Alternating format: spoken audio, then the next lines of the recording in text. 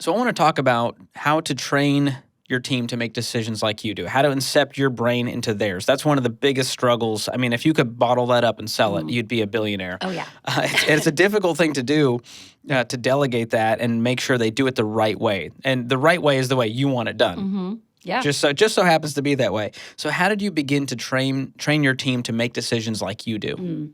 So this is where our company values really mean something and they matter in the business. A lot of times when people, and I've heard company values for years, and I would look at somebody's and say, yeah, those look good. And I would put them on a nice little piece of paper, put them on the wall and say, those are our company values.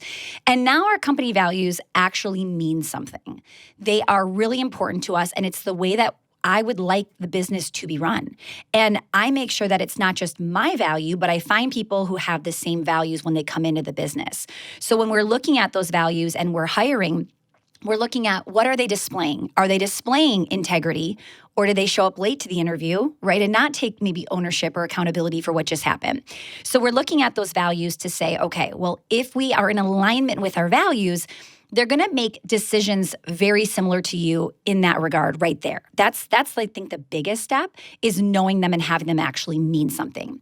The next thing is, again, really spending the time to show them what does this look like.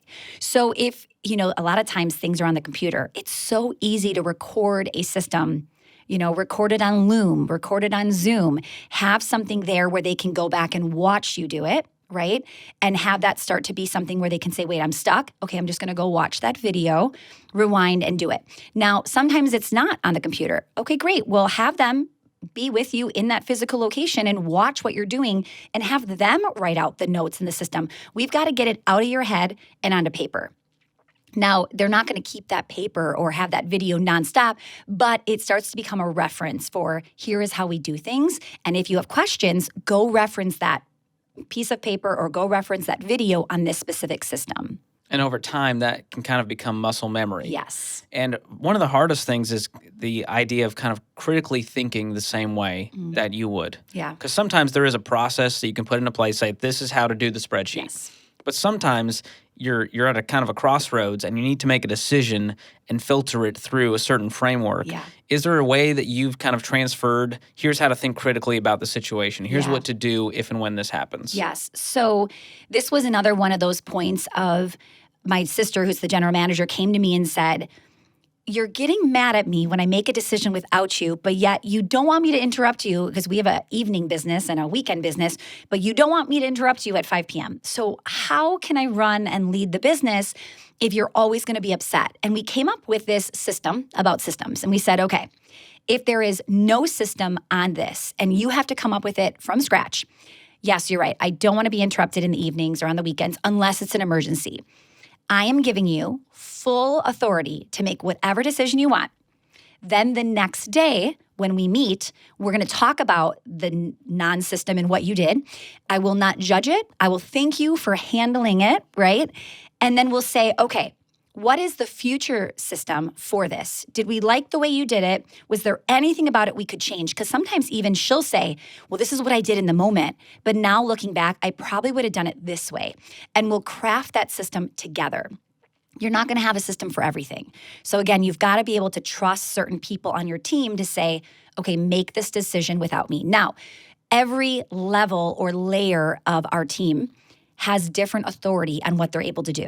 Different levels of refunds, different levels of crediting people or gifting people something, right? And they can always go to their next manager who's going to have a different level of authority.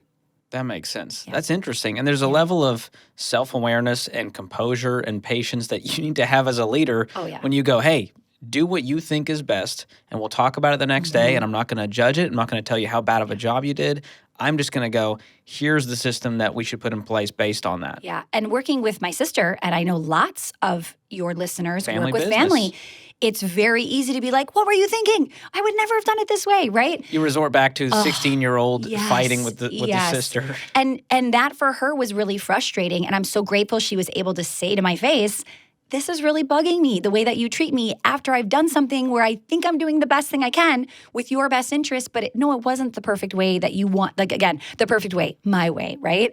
So now, and again, I was freaking out about more rubber band situations where I'm like, no, it wasn't my way, but she got it done.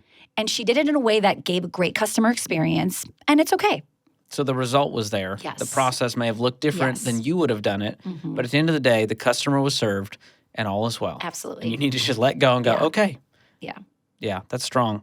So how did you know when this was working? What was the measuring stick where you went, oh my gosh, this delegation thing, I'm training the team and it's actually going well? Yeah. How did I know when it was working? Well, you definitely know when it's not working by the constant texts and the constant emails and people kind of giving you the responsibility. You almost don't realize the moment it starts working because nothing's happening, right? You're not getting a text. Things are smooth. Yes. You're not getting all these emails.